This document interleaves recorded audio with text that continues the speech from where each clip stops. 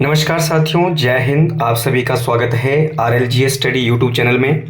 आज की वीडियो में हम बात करेंगे प्राचीन इतिहास पार्ट नंबर 2 और आज की वीडियो में हम बात करने वाले हैं मगध के प्रमुख राजवंश, जिसमें हम बात करेंगे मुख्यतः शिशुनाग वंश और नंद वंश के बारे में।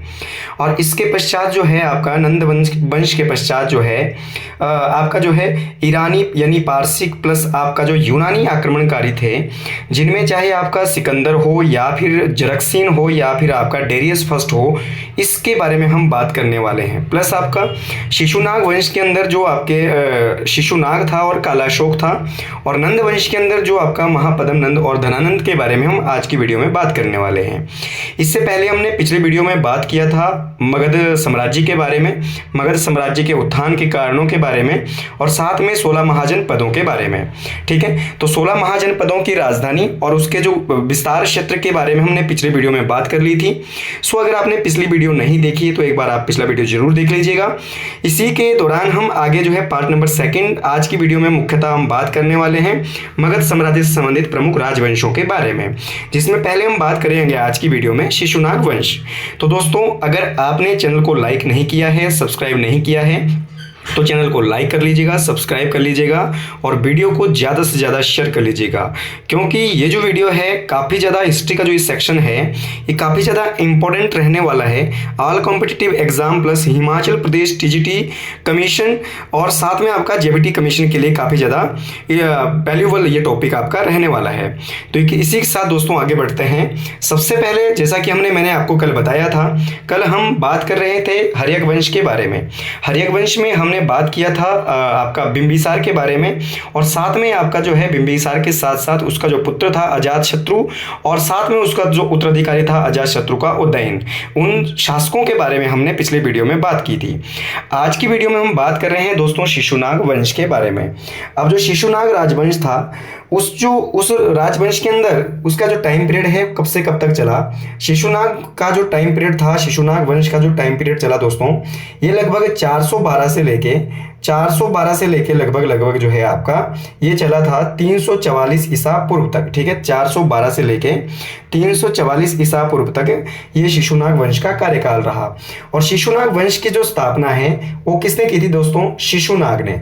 क्योंकि जो शिशुनाग था ये आपका जो हर्यक वंश था, और हर्यक वंश का जो अंतिम शासक था वो था आपका हर्यक वंश का जो अंतिम शासक था वो था आपका अजातशत्रु का पुत्र आपका जो है उदयन। ठीक है, और इसी के बाद उदयन के बाद जो है कुछ अन्य जो उसके उत्तराधिकारी आए, जिसमें नागदर्शक जो है अंतिम शासक था हर्यक वंश का, और नागदर्शक का जो अमात्य था शिशुनाग ने क्या कर दी थी आपका जो है नागदर्शक की हत्या करके नए वंश नाग वंश की स्थापना करी थी 412 ईसा पूर्व में।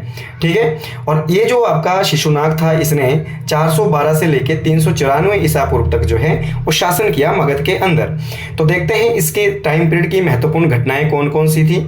सबसे पहले दोस्तों शिशुनाग के बारे में अगर बात करें तो इसने अवंती और जो वत्स जनपद था इस पर अधिकार किया और इसे मगध साम्राज्य में विलय कर दिया। ठीक है, तो ये आपने बात ध्यान रख लेना है कि आपका जो अवंती और जो वत्स जनपद था इसको जो है अपने साम्राज्य में विलय किया गया था।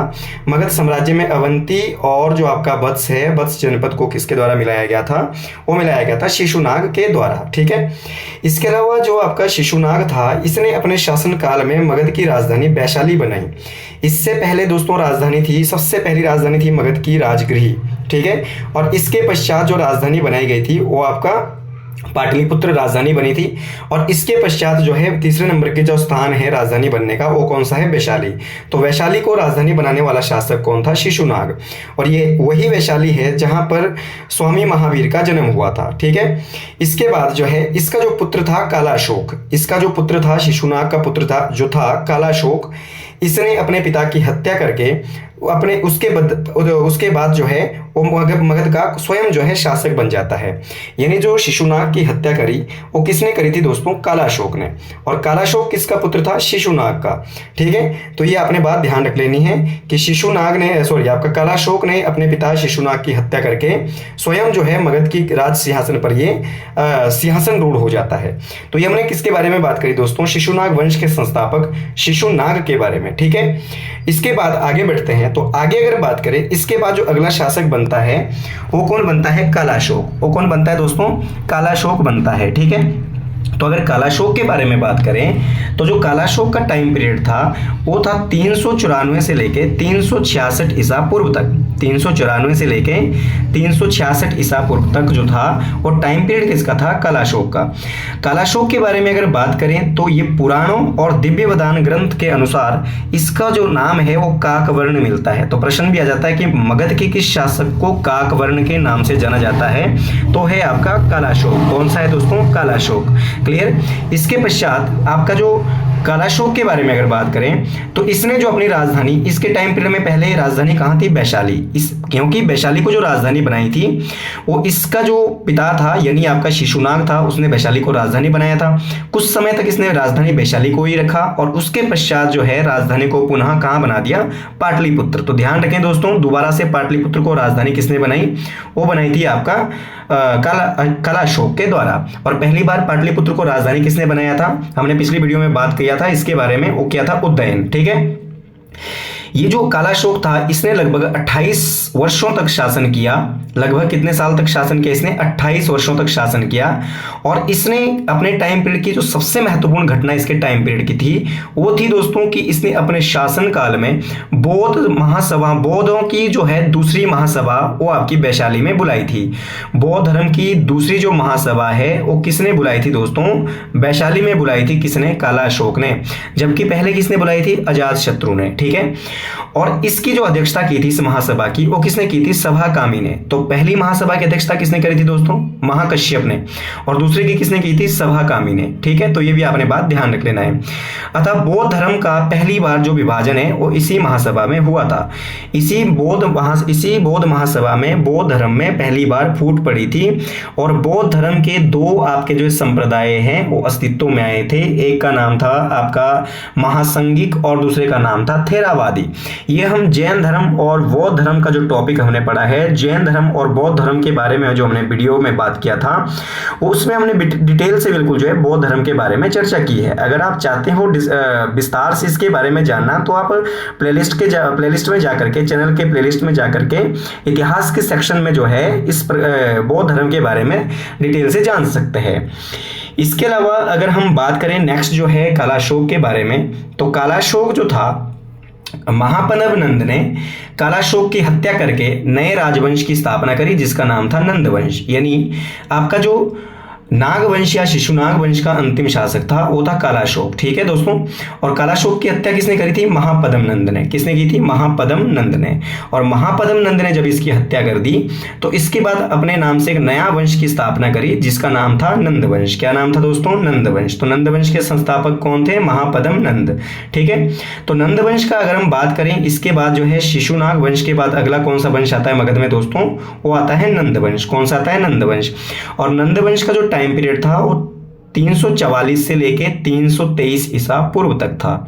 ठीक है, सबसे पहली बात इस वंश के बारे में अगर बात करें तो इस वंश का जो संस्थापक था वो कौन था दोस्तों? महापदम नंद था। कौन था? महापदम नंद था।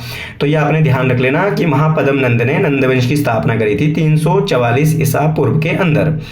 इसके अलावा अगर नेक्स्ट बात करें हम इसमें महापदम नंद के बारे में अगर हम बात करें तो पुराणों के अनुसार जो आपका महापदम नंद था उसे शूद्र जाति का बताया जाता है। ऐसा कहते हैं कि भाई जो आपका महापदम नंद था वो शूद्र जाति से संबंधित था, इसीलिए इसको इतिहास में सर्वशत्रांतक की संज्ञा दी गई है। यानी क्षत्रियों का नाश करने वाला कौन? आपका महापदम नंद। इसकी चतुरंगिणी दोस्तों सेना थी, विशाल सेना इसके पास आपकी जो है सुरक्षित थी और इसे सर्वशत्रांतक के नाम से जाना गया है इतिहास में, यानी क्षत्रियों का नाश करने वाला। या फिर इसको इतिहास में द्वितीय परशुराम या भार्गव परशुराम के नाम से भी जाना जाता है, क्योंकि जो भगवान परशुराम थे वो ब्राह्मण थे और उन्होंने क्षत्रियों को आपका जो है पृथ्वी से नष्ट करने के लिए, क्षत्रियों के नष्ट करने के लिए या क्षत्रियों से आपका जो है क्षत्रियों के शोषण से शोषण दमनकारी नीति से क्या है आपका जो है लगभग 21 बार जो है पृथ्वी को जीत करके ब्राह्मणों को दान कर दी थी। ठीक है,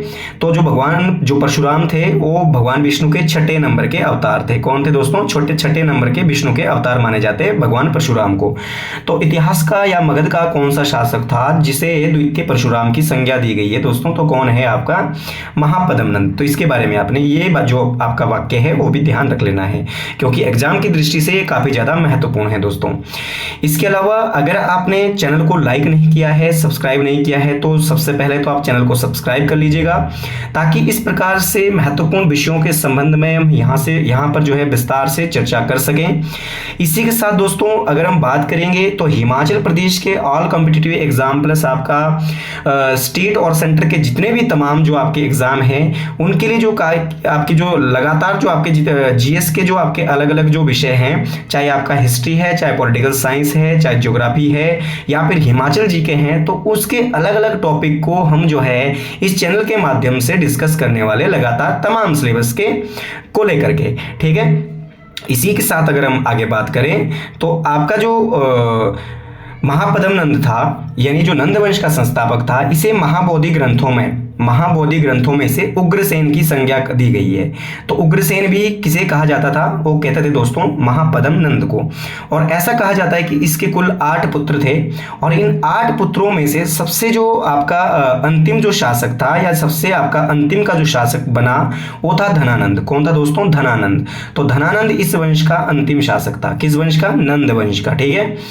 और जो इसके अलावा अगर हम बात करें महापद्म नंद के बारे में, तो आपने पाणिनि की पाणिनि जो थे व्याकरण, प्रसिद्ध व्याकरणाचार्य, ठीक है, या व्याकरण जो बिंद थे पाणिनि, ऐसा कहते हैं कि इनको जो संस्कृत का जो ज्ञान है या फिर व्याकरण का जो ज्ञान है भगवान शिव के द्वारा जो है दिया गया था।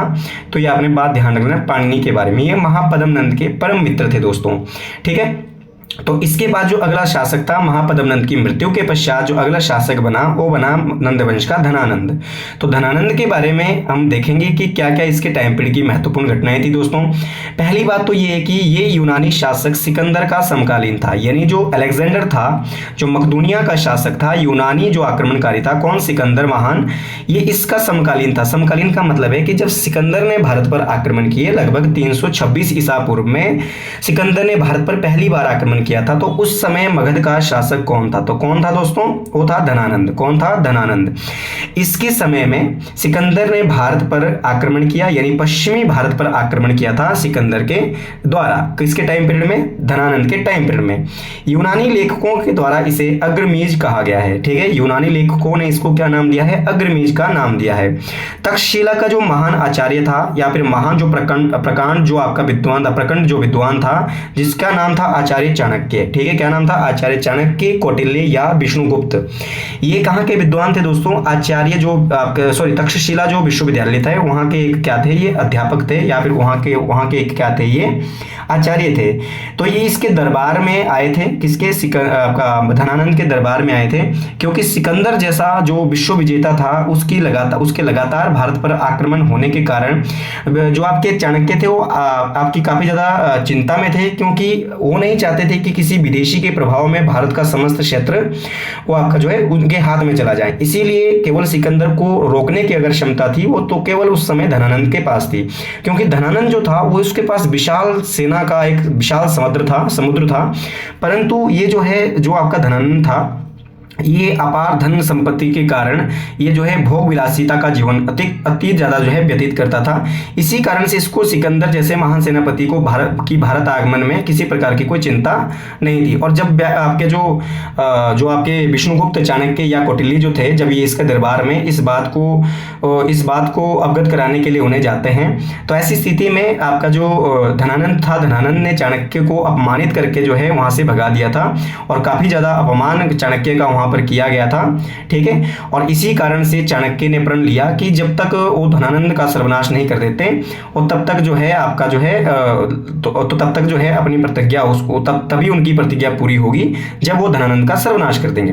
तो इसी तरीके से चाणक्य ने एक चंद्रगुप्त जो व्यक्ति था, चंद्रगुप्त की सहायता से क्या है, नंद वंश को आपका जो है नंद वंश के शासक धनानंद को परास्त किया, ठीक है। और इसी तरीके से नंद वंश को अंत करके नया जो वंश है वो मौर्य साम्राज्य की स्थापना की।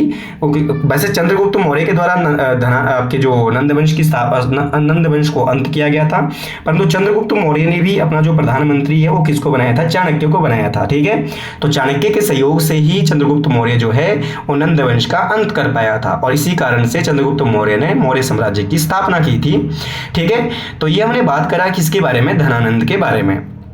तो अगर हम बात करें धनानंद के पश्चात, उसके पश्चात जो है, जब धनानंद के पश्चात जो मौर्य वंश जब अस्तित्व में आया, तो मौर्य वंश और धनानंद के नंद वंश के मध्य का जो समय था, इसी समय भारत में लगातार विदेशी जो शक्तियां थी उनके आक्रमणों का लगातार जो है प्रभाव देखने को मिलता है। तो इन आक्रमणकारियों में अगर हम बात करें, ईरानी और यूनानी आक्रमणकारी प्रमुख थे। तो ईरानी यानी पारसिक जो आक्रमणकारी थे, ईरानी आक्रमणकारी थे, इनमें अगर हम बात करें ईरानी आक्रमणकारियों के बारे में, तो प्रथम ईरानी आक्रमणकारी के संदर्भ में इतिहासकारों में मतभेद है, क्योंकि दोस्तों इतिहासकारों के पास कोई सटीक प्रमाण नहीं है कि सबसे पहला एक ईरानी आक्रमणकारी कौन था जिसने भारत पर आक्रमण किया था।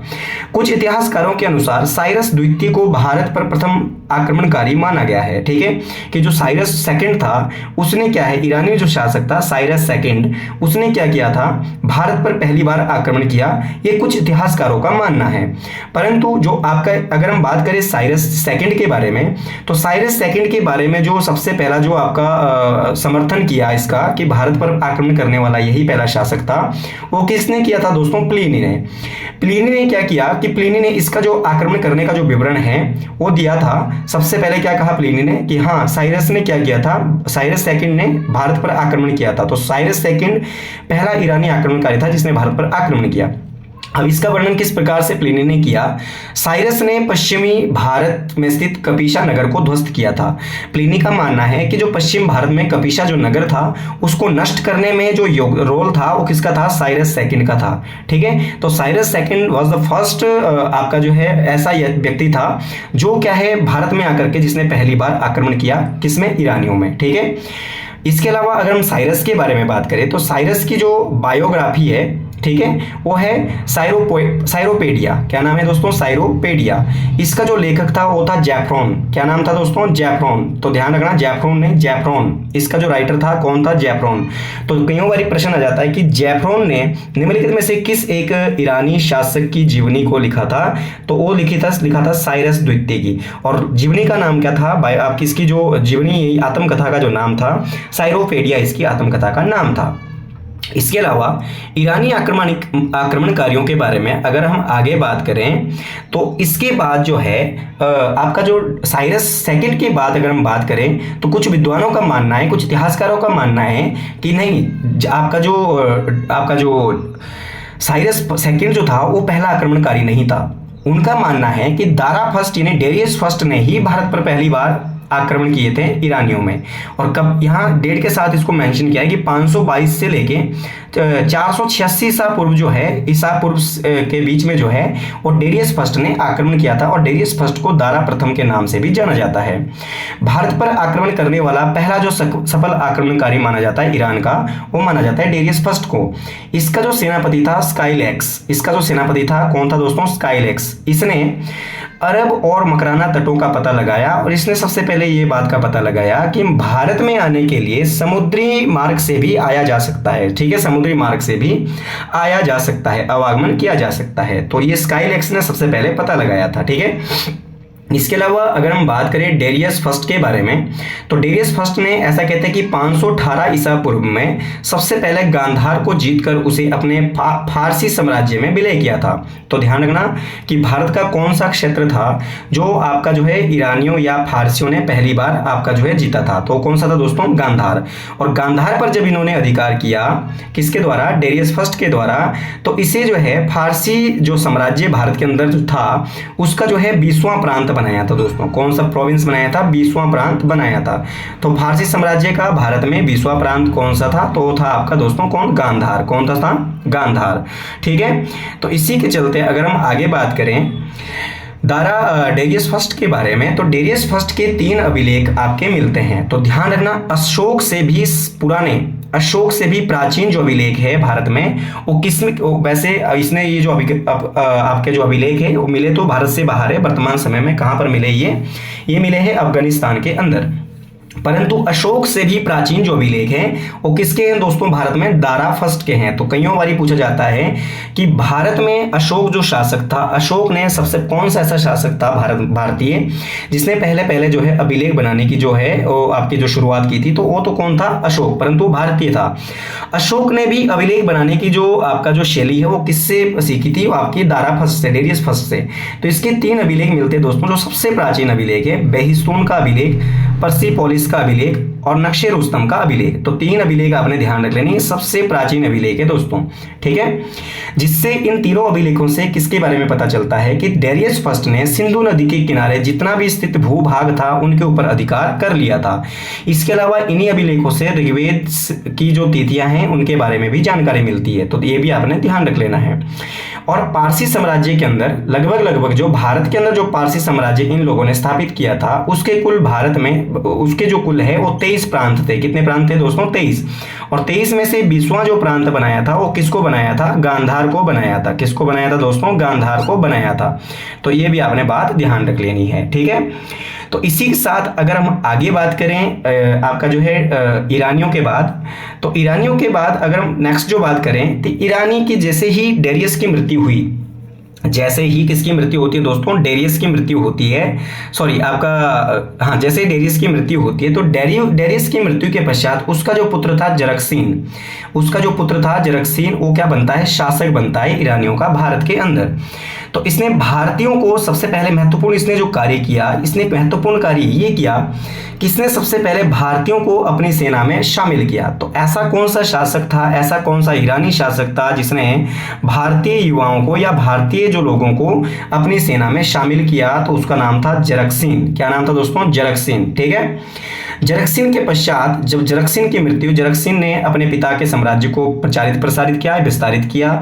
और जरक्सीन के बाद जो है अगला जो शासक आया वो आया अंतर जरक्सीन फर्स्ट, और उसके बाद आया अर्थ जरक्सीन द्वितीय। अर्थ जरक्सीन फर्स्ट पहला और उसके बाद कौन आया, द्वितीय। क्रमशः है दोस्तों, पहले कौन कौन आया, तो पहले इससे पहले कौन था, डेरियस के बाद कौन आया, जरक्सीन के बाद कौन आया, अर्थ जरक्सीन फर्स्ट, और उसके बाद कौन आया, अर्थ जरक्सीन सेकंड, ठीक है। क्रमशः लगातार आए दोस्तों। तो ये आपने ध्यान रख लेना है, लगातार फारसी साम्राज्य के शासक। तो पारसिकों या फिर ईरानियों का भारत में अंतिम जो शासक था वो था दोस्तों दारा थर्ड, यानी डेरियस थर्ड। तो ये भी आपने ध्यान रख लेना, डेरियस जो थर्ड है, दारा जो तृतीय है, ये पारसी साम्राज्य आपके जो अर्थ जरक्सीन थे उन द्वितीय जो थे उसके बाद का शासक है ये, ठीक है, ध्यान रखना, क्लियर। तो अर्थ जरक्सीन के बाद का जो शासक है दारा तृतीय, ये भारत में पारसी साम्राज्य का अंतिम शासक था, जिसे कि आरबेला के युद्ध में, ध्यान रखना कौन सा युद्ध दोस्तों, आरबेला का युद्ध। कौन सा दोस्त है, आरबेला का युद्ध, जो कब हुआ था, 331 ईसा पूर्व में। कब हुआ था, 331 ईसा पूर्व में ये युद्ध हुआ था। यह युद्ध हुआ था किसके बीच में, यूनानी प्लस आपका ईरानियों के बीच में, यूनानी और ईरानियों के बीच में। यूनानी शासक कौन था, सिकंदर, और आपका जो ईरानी शासक था वो था दारा तृतीय। इन दोनों के बीच में जब ये युद्ध होता है तो युद्ध होने के बाद जो दारा तृतीय है वो सिकंदर ने इसको पराजित कर दिया, यानी यूनानियों ने इसको हरा दिया। और हराने के पश्चात जो इसके संपूर्ण साम्राज्य पर, पारसी के संपूर्ण साम्राज्य पर यूनानियों का अधिकार हो जाता है, और इसी तरीके से यूनानियों ने भारत में कुछ समय तक शासन करना शुरू कर दिया। इसके अलावा जो टेसियस था दोस्तों, टेसियस जो है ये इसका राजवैद्य था। किसका राजवैद्य था, ये दारा तृतीय का राजवैद्य था। किसका, दारा तृतीय का राजवैद्य था। तो ये भी आपने बात ध्यान रख लेना। ये हमने बात करी किसके बारे में, ईरानी आक्रमणकारियों के बारे में। आई होप आपको वीडियो पसंद आई होगी। अगर आपको वीडियो पसंद आई है तो चैनल को लाइक कर लीजिएगा, वीडियो को शेयर कर लीजिएगा, और साथ साथ जो है लगातार हमारे साथ बने रहेगा। और अगर आप इस वीडियो को कंप्लीटली देख लेते हैं तो काफी ज्यादा ये जो आपकी वीडियो है आपको एग्जाम के अंदर काफी जो ज्यादा है वो हेल्प करने वाली होने वाली है, ठीक है। तो इसी के साथ आगे बढ़ते हैं। आगे हम बात करने वाले हैं यूनानी आक्रमणकारियों के बारे में। जो यूनानी आक्रमणकारी थे उनमें अगर हम बात करें सबसे पहले व्यक्ति की, तो सबसे पहला नाम है किसका, सिकंदर का। पहला जो नाम है दोस्तों किसका है, सिकंदर का, ठीक है। यूनानी आक्रमणकारियों में पहला जो नाम है वो किसका है, सिकंदर का। थोड़ा सिकंदर के बारे में जान लेते हैं कि वो कौन था और कहां से आया था। तो सिकंदर जो था इसके जो पिता का नाम था वो था फिलिप दो। कौन था दोस्तों? फिलिप दो। यानी जो सिकंदर के पिता थे वो कौन थे? फिलिप द्वितीय थे। कौन थे दोस्तों? फिलिप द्वितीय थे। ठीक है, जो लगभग 359 ईसा पूर्व में कहाँ के शासक बना था? मकदूनिया का शासक बना था। यानी जो इसका पिता था फिलिप द्वितीय, लगभग 359 में बीसी में जो है, बिफोर क्राइस्ट में, ये जो है मकदूनिया का शासक बना था। ठीक है, तो ध्यान रखें बात। और इसके पश्चात 359 में जब इसके जो पिता फिलिप द्वितीय मकदूनिया के शासक बने, तो उन्होंने कुछ समय तक वहां पर शासन किया और लगभग 329 में इनकी जो है हत्या की जाती है। फिलिप द्वितीय की क्या हो जाती है? हत्या हो जाती है। ठीक है, और जैसे ही फिलिप द्वितीय की हत्या हुई तो पिता की हत्या की मृत्यु के बाद जो सिकंदर है, सिकंदर तृतीय, जिसे कि हम अलेक्जेंडर के नाम से जानते हैं, उनका नाम था सिकंदर थर्ड। सिकंदर जो थर्ड है वो 20 वर्ष की अल्प आयु में क्या है? वो आपका मकदूनिया का शासक बन जाता है। ठीक है, यानी जो फिलिप द्वितीय था, फिलिप द्वितीय की मृत्यु के पश्चात सिकंदर जो है वो 329 में आपका जो है मकदूनिया का शासक बन जाता है, जब वो केवल कितने साल का था? 20 साल का था। ठीक है, तो जो सिकंदर द्वितीय हैं, तो यानी जो सिकंदर यानी अलेक्जेंडर जो था, इसे विश्व विजेता, इसने लगभग जो है उस अपने साम्राज्य को प्रचार प्रसार करने के लिए, विस्तार करने के लिए सबसे पहले आसपास के सभी जो आपके जो छोटे छोटे कबीले या फिर गणराज्य थे उनको क्या है लगातार विजित करना शुरू कर दिया। और अपने विजयों के कारण जो है उसने लगभग समस्त विश्वों पर, समस्त जो यूरोप का जो क्षेत्र है उस पर क्या है अधिकार कर लिया था। और इसी उद्देश्य से उसने भारत पर भी अपना जो है ध्यान केंद्रित किया और भारत की तरफ जो है अपनी सेना को कूच करने का आदेश दे दिया। और इसी के अलावा जो सिकंदर था, इसके जो गुरु थे वो थे अरस्तु, यानी अरस्तु के ये शिष्य था। कौन? आपका सिकंदर। कौन था दोस्तों? सिकंदर। किसका? अरस्तु, यानी जिसे father of the political science कहा जाता है, एरिस्टोटल यानी अरस्तु, ये जो है सिकंदर है उनका शिष्य था। इसने पहली बार आक्रमण किया भारत पर 326 ईसा पूर्व में। ये मैं आपको पहले भी बता चुका हूं, जब मगध का शासक कौन था? सिकंदर था। ठीक है, तो जब इसने सिकंदर ने 326 ईसा पूर्व में भारत पर आक्रमण किया, तो आक्रमण करने के पश्चात लगातार उसने उस समय पश्चिमी भारत पर आक्रमण किया था। और जब आक्रमण करने के पश्चात इसने लगातार भारत की तरफ जो है आगे बढ़ना शुरू कर दिया, तो अंततः ये खेवर दर्रे को पार करने के पश्चात जो है भारत आ पहुंचता है दोस्तों। ठीक है, कौन? आपका सिकंदर। तो जैसे ही भारत में ही आ जाता है, तो भारत में इस समय की अगर हम बात करें, तो मैं पहले ही आपको बता रहा हूं कि जैसे ही भारत में इसने प्रवेश किया, तो इसका जो पश्चिमी भारत में भारत का जो आपका प्रमुख जो आपका साम्राज्य था वो था तक्षशिला। ठीक है, कौन था? तक्षशिला। उस समय यहाँ का जो शासक था तक्षशिला का, वो था दोस्तों आम्भी। कौन था? आम्भी। तो आम्भी ने सिकंदर की सेना के सामने सरेंडर कर लिया, यानी आत्मसमर्पण कर लिया। और आत्मसमर्पण जब किया, तो आम्भी के आत्मसमर्पण करने के पश्चात जो आपका सिकंदर था, उसे भारत में प्रवेश करने के जो आपका जो है जो रास्ता है उसके लिए आसान हो जाता है। ठीक है, इसका जो ये जो आपका आम्भी था, इसका साम्राज्य कहां पर था दोस्तों? सिंधु और जो झेलम नदी है, ये जो सिंधु और झेलम नदी है, इसके बीच का जो क्षेत्र था वो आपका तक्षशिला एरिया पड़ता है, जहां का शासक कौन था? आम्भी। ठीक है, इसके मध्य इसका साम्राज्य आपका स्थित था। और इसके अलावा जो आपकी जो चिनाब और जो झेलम नदी है, इसके मध्य का जो क्षेत्र है उसे केकई साम्राज्य कहा जाता था। क्या कहते थे दोस्तों? केकई साम्राज्य। और इसी केकई साम्राज्य का जो राजा था वो था राजा पोरस। कौन था दोस्तों? राजा पोरस इस साम्राज्य का शासक था। तो इसी कारण से राजा पोरस जो था, जो आपका राजा पोरस और जो आपका तक्षशिला का जो शासक था आम्भी, इनके मध्य जो है काफी ज्यादा विवाद जो है लगातार बढ़ता रहता था। और इसीलिए आम्भी ने सिकंदर को लगातार जो है केकई साम्राज्य को ध्वस्त करने के लिए जो है लगातार सहयोग किया।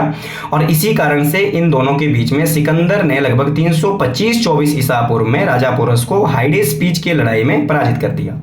यानी जो हाइडेस पीच की जो लड़ाई हुई थी, ये झेलम नदी के किनारे हुई थी। तो इसीलिए झेलम नदी को जो है जो वैदिक इसका नाम है बितस्ता या फिर हाइडेस्पीज जो इसे कहा जाता है। इस नदी के किनारे जब आपका 325-24 ईसा पूर्व में ये युद्ध हुआ, तो इस युद्ध में आपका जो है राजा पोरस इसमें पराजित हो जाता है। किससे? सिकंदर से। और इससे जो है भारत आने का जो मार्ग है और भी ज्यादा सरल हो जाता है सिकंदर के लिए।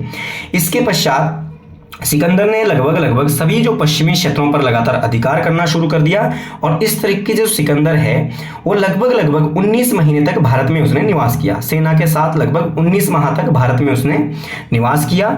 और सिकंदर की जो सेना थी तो उसने जो है ब्यास नदी को पार करने से ऐसा कहते हैं कि इनकार कर दिया था, और इसी कारण से जब सेना आगे नहीं बढ़ी तो सिकंदर ने वापस जाने में ही अपनी भलाई समझी, और इसी कारण से कि 325 ईसा पूर्व में ये सिकंदर जो है वो स्थल मार्ग के रास्ते से वापस आपका जो है लौट जाता है, कहां पर, आपका मकदूनिया लौट जाता है। ठीक है, तो ये हमने सिकंदर के बारे में बात करी दोस्तों कि सिकंदर ने किस तरीके से भारतीय क्षेत्रों पर अधिकार किया और किस तरीके से उन्होंने ईरानी और पारसी जो शासक था दारा तृतीय उसको जो है पराजित किया था।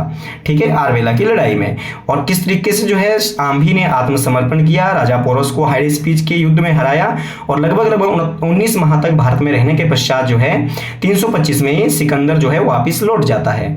इसके पश्चात अगर हम बात करें अंततः इसमें, तो आपका जो सिकंदर था जैसे ही वापस लौटता है तो वापस लौटने के पश्चात कुछ समय तक उसने मकदूनिया में राज किया, और 323 ईसा पूर्व में बेबीलोन सभ्यता में सिकंदर की क्या हो जाती है दोस्तों, मृत्यु हो जाती है। क्या हो जाती है, मृत्यु हो जाती है।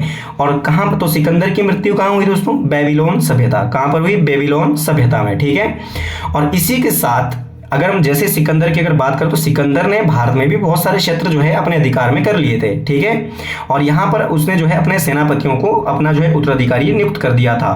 ठीक है, जो कि सिकंदर के परामर्श से क्या है यहाँ पर शासन करते थे। अब सिकंदर की हो गई मृत्यु कब, 323 ईसा पूर्व में। तो सिकंदर के साथ जो भारत में जो लेखक आए थे दोस्तों, राइटर आए थे, वो कौन कौन से थे, जैसे नियार्कस। ठीक है, नियार्कस, सॉरी, कौन थे आए थे, नियार्कस। ठीक है, तो नियार्कस आपका किसके साथ भारत आया था, वो आया था किसके साथ, आपका सिकंदर के साथ। दूसरा आपका ऑरिस्ट्रो जो ब्यूलस था, ऑरिस्ट्रो ब्यूलस जो था, ये भी आपका सिकंदर के साथ भारत आया था दोस्तों। ये भी एक यूनानी लेखक था, और नियार्कस भी आपका एक यूनानी लेखक था जो सिकंदर के साथ भारत आया था। तो ये भी आपने बात ध्यान रख लेनी। सिकंदर की मृत्यु जब हुई तो सिकंदर की मृत्यु के बाद भारत में जो उसके सेना नायक थे, यानी भारत के पश्चिम क्षेत्र में जो उसका सेना नायक थे, अब सिकंदर का कोई उत्तराधिकारी तो था नहीं। ठीक है, तो इसी कारण से सिकंदर की मृत्यु के पश्चात 321 ईसा पूर्व में उसके जो सेनापति थे, यानी सिर्फ सेना नायक थे, उनमें जो है उसके जो साम्राज्य है उसके बंटवारे के लिए उत्तराधिकार युद्ध आरंभ हो जाता है। और अंततः जो है सेना नायकों ने, सेनापतियों ने डिसीजन लिया कि एक संधि समझौता किया जाए जिसके मध्य, जिससे ये पता चले कि कौन सा जो सिकंदर का जो एरिया है वो किस सेनापति को दिया जाएगा। तो इसी कारण से साम्राज्य बंटवारे के लिए ट्रिपार्डिस की संधि होती है दोस्तों। कब होती है, 321 ईसा पूर्व। और ये ट्रिपार्डिस की संधि किससे थी, आपका सिकंदर के साम्राज्य के बंटवारे से संबंधित। और इसी तरीके से भारत में जो है आपका जो है उसके उत्तराधिकारियों ने आपका जो है शासन किया, और इसी के चलते लगातार जो है आगे हम इस तरीके से जो है उसका जो सेनापति थे उन्होंने ही आगे जो है भारत में उसका जो साम्राज्य को आगे बढ़ाया था, जिसको आगे चल के अगर हम बात करें तो आपका सेल्यूकस निकेटर सेनापति जो था वो सिकंदर की मृत्यु के पश्चात जो भारत का जो सेनापति रहा वो रहा आपका सेल्यूकस निकेटर। अब सेल्यूकस निकेटर जो था ये आपका सिकंदर का उत्तराधिकारी था भारत में। अब ऐसे समय में एक तरफ से चंद्रगुप्त मौर्य ने नंद वंश को समाप्त करके मौर्य वंश की स्थापना करी थी, और इधर से जो आपका यूनानी जो शासक था भारत में वो कौन था, सेल्यूकस निकेटर। ठीक है, तो इसके बारे में हम अगली वीडियो में बात करेंगे कि चंद्रगुप्त मौर्य और यूनानी शासक जो सेल्यूकस निकेटर था उसके मध्य, उन दोनों के मध्य किस तरीके से जो है आपके संबंध स्थापित थे, और किस तरीके से एक दूसरे ने जो है एक दूसरे को उन्होंने जो है सहयोग की भावना से देखा। और आप इसके बारे में भी हम आगे बात करेंगे, चंद्रगुप्त मौर्य उसके जो मगध साम्राज्य के संदर्भ में क्या योगदान था।